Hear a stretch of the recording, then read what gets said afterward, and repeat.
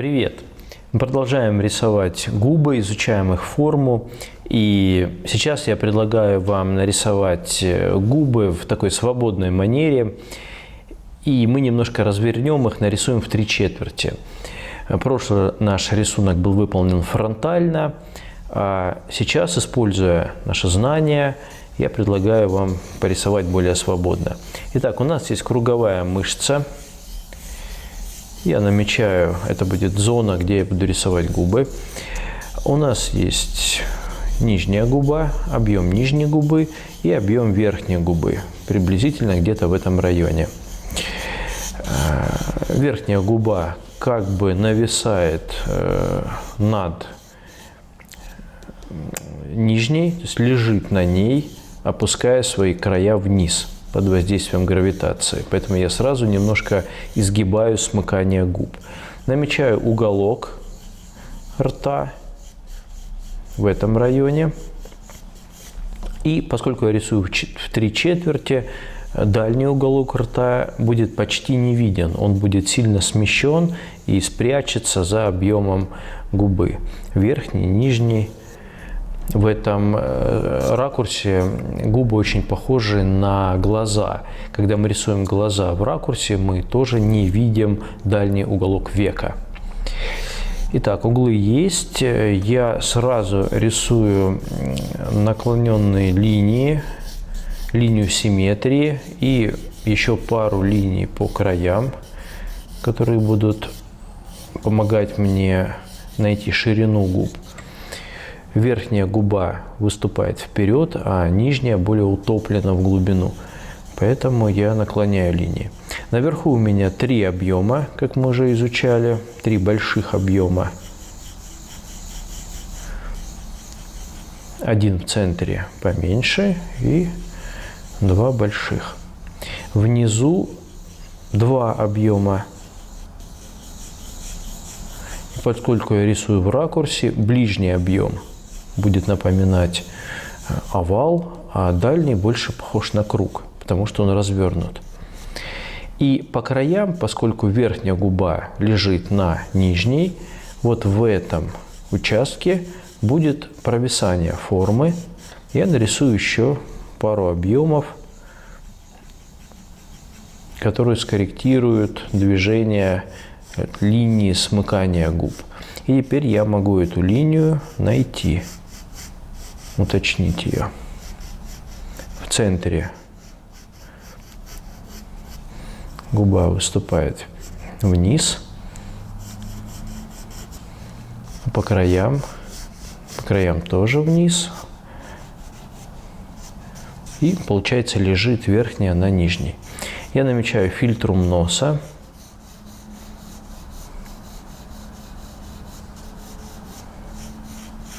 Это арка Купидона, самая светлая часть, которую мы впоследствии ластиком проработаем.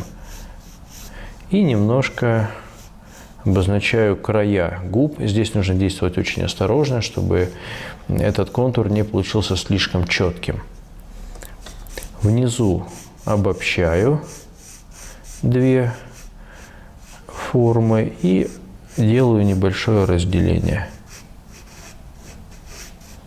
Конечно, у всех губы разные, и если вы рисуете с натуры, то, конечно, нужно проводить измерения, смотреть, в чем их индивидуальность. Ну, я нарисую примерный такой усредненный вариант. Объемы нижней губы сразу продлеваю вниз. Они спускаются по краям вокруг подбородка и достают почти до уголка рта. И здесь это выглядит так. Причем, посмотрите, линия между уголками рта должна быть в перспективе по отношению к линии, которую можно провести между крайними точками этих нижних объемов. То же самое продемонстрирует линия, которую можно положить на края арки Купидона. Подбородок намечу условно, что здесь есть такой объем. И, может быть, мы даже увидим край щеки.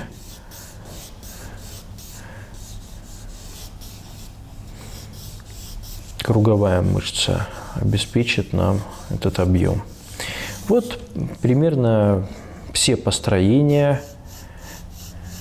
Можно теперь показать, где находится напряжение тона на верхней губе, потому что будет отраженный свет от нижней губы подниматься сюда, и тень поднимется и будет собираться где-то в этом районе. А ближе к нижней губе мы увидим светлый участок. И мы будем наблюдать падающую тень, которая перешагнет через объемы и направится к уголку рта. Можно уже потихоньку начинать наносить штрих.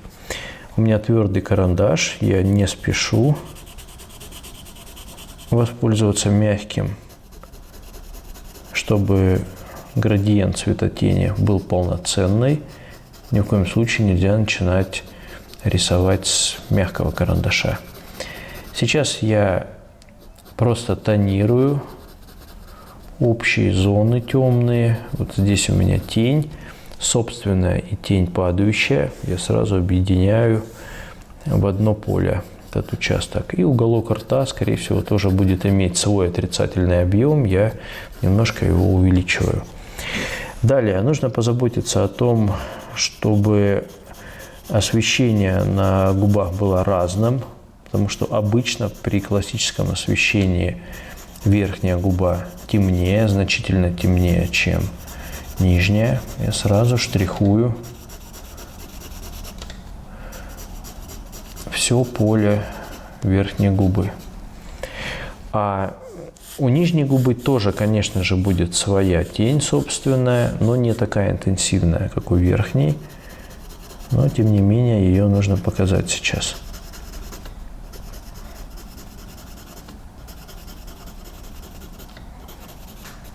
А вот падающая тень будет гораздо более размытая, чем в районе смыкания. Размыть ее нужно по двум причинам. Во-первых, она стелится по вертикальной плоскости, и здесь мы просто не можем видеть контур этой тени. По крайней мере, он не будет такой четкий, как здесь. Я укладываю штрих по направлению объемов, которые мы создали. Внутри тоже штрихую над подбородком участок.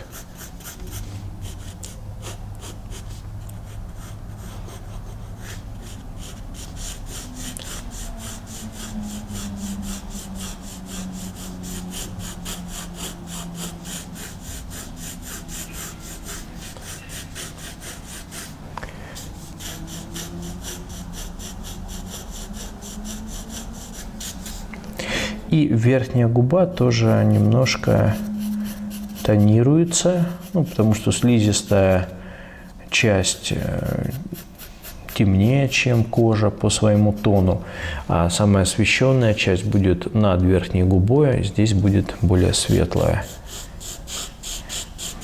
поверхность.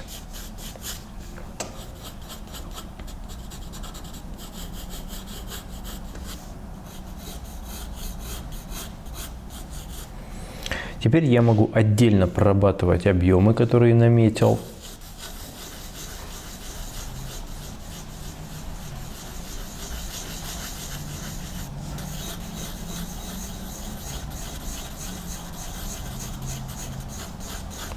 Да, кстати, я не назвал вторую причину, почему тень под нижней губой будет слабее. Да потому что тень в районе смыкания – это центр нашего рисунка, и в центре мы все прорабатываем более интенсивно.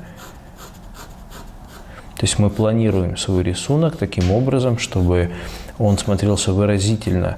А для этого нам нужно выделить главное. И, конечно, центральная часть гораздо более значимая, чем то, что находится на периферии. Сейчас можно поштриховать уголок рта. Это отрицательный объем, который будет как бы затягивать штрих внутрь. И в какой-то момент этот штрих будет соединяться с нижним объемом, вот здесь, двигаться по форме. Этот участок нужно прорабатывать добросовестно. Уголок рта, как правило, не дорабатывают, когда рисуют губы, и оставляют его таким острым, таким, как мы его представляем себе. Но на самом деле, если присмотреться, уголок рта – это кожа, которая заворачивается внутрь. Почему так происходит? Потому что если широко открыть рот, то в этом районе натягивается перепонка из кожи. А когда мы его закрываем, этот объем должен куда-то деться, и он сворачивается таким образом.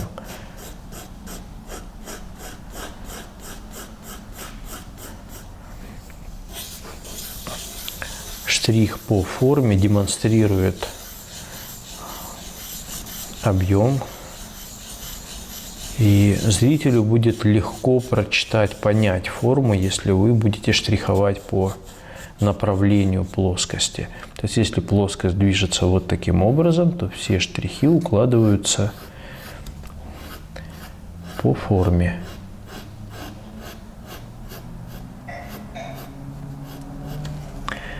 Был такой художник Альбрехт Дюрер, который был мастером штриховки по форме, и одним этим создал великие рисунки, рисовал руки и передавал форму при помощи штриха, который будто бы наматывал на каждый палец.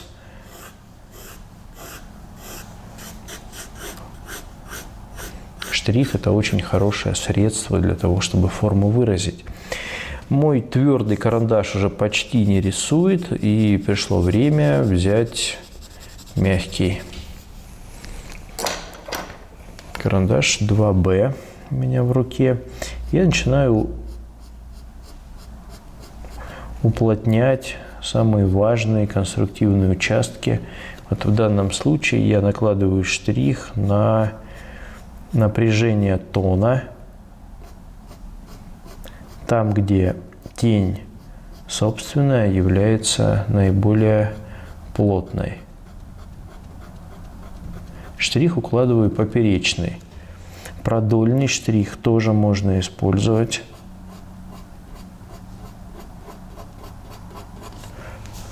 Вот таким образом. Но лучше делать это во вторую очередь. Сначала работать поперечным штрихом.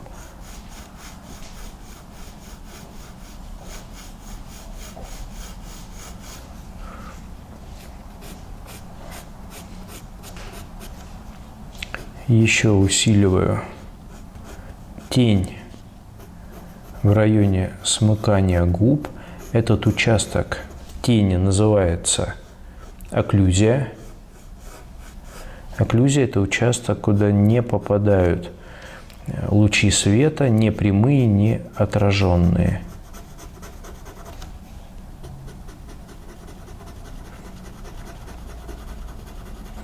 Усиливаю падающую тень и чуть-чуть добавляю контура падающей тени. Если вы хотите создать яркий свет, то именно контур на падающей тени сделает это лучше всего. Свет контрастирует с тенью, поэтому тень на контуре воспринимается темнее. Не бойтесь немножко добавить этого контура. То есть тенью вы создаете свет. И продолжаю усиливать самые затемненные участки.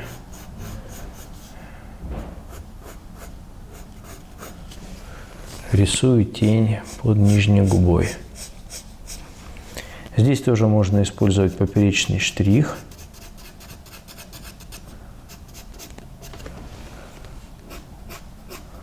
Как если бы мы штриховали цилиндр. Получается, что между двумя тенями, здесь внутри, остается немного света, немного рефлекса.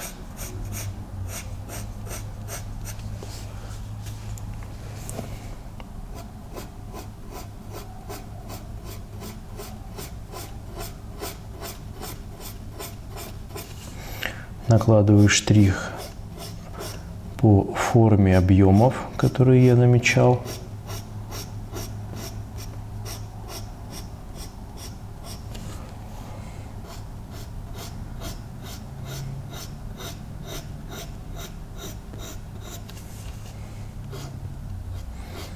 Добросовестно перечисляю каждый штришок. Альбрехт Дюрер говорил, что все штрихи важны, и нет ни одного лишнего или случайного в его работе. Штриховка имеет свою культуру, свою эстетику, и, конечно же, нужно относиться к этому очень серьезно. Штрих должен быть параллельным, он не должен пересекаться в вашей работе. Я выделяю еще сильнее главные моменты, которые находятся ближе всего к моим глазам.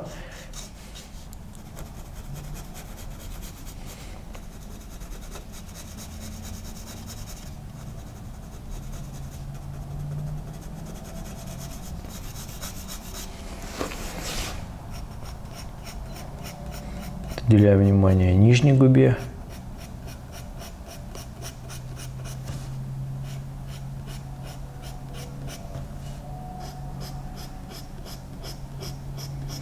Обратите внимание, я часто перехватываю карандаш, чтобы повернуть графит несточенной стороной, острой стороной. Потому что графит стачивается, и я чувствую это. Перехватываю его непроизвольно.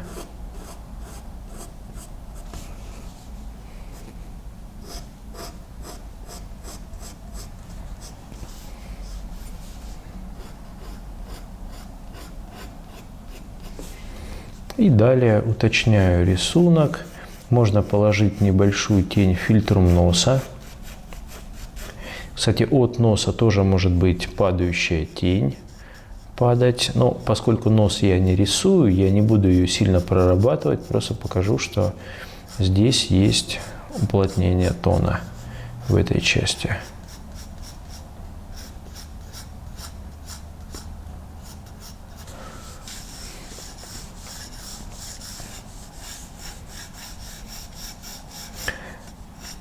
Нижняя губа очень светлая, собирает на себя весь свет.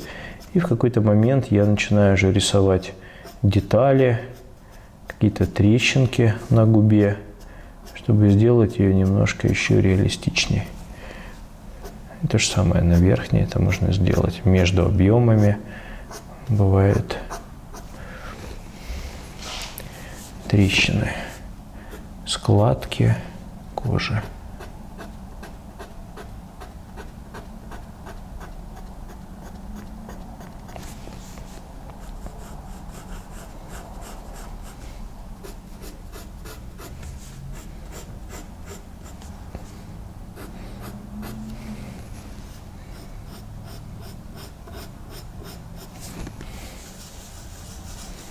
Еще дополнительно хочу проследить таким круговым движением форму верхней губы, да и нижней тоже можно, подсказать зрителю, как распределяется, как направляется материя.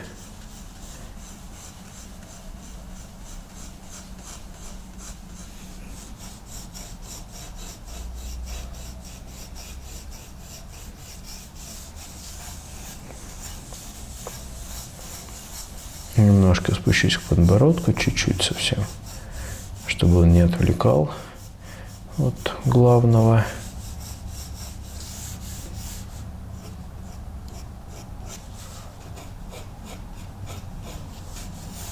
И возьму еще раз в руки твердый карандаш, чтобы провести так называемую полировку, смягчить переходы между градациями.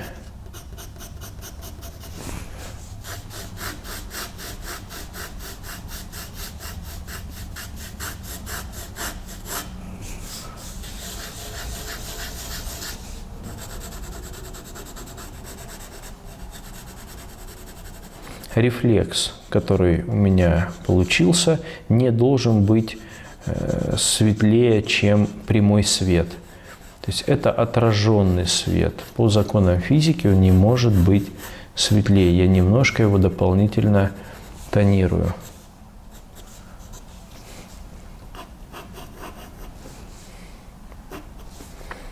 В уголок рта сажаю более плотную тень. Угол рта, проработанный угол рта, делает рисунок немного добрее.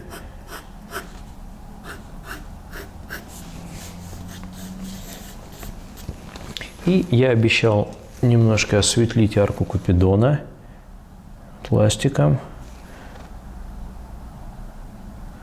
Открываю свет здесь и смягчаю контур.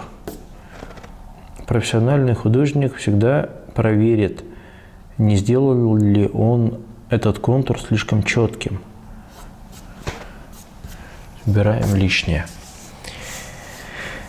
Вот примерно такой получился рисунок. Его можно немножко еще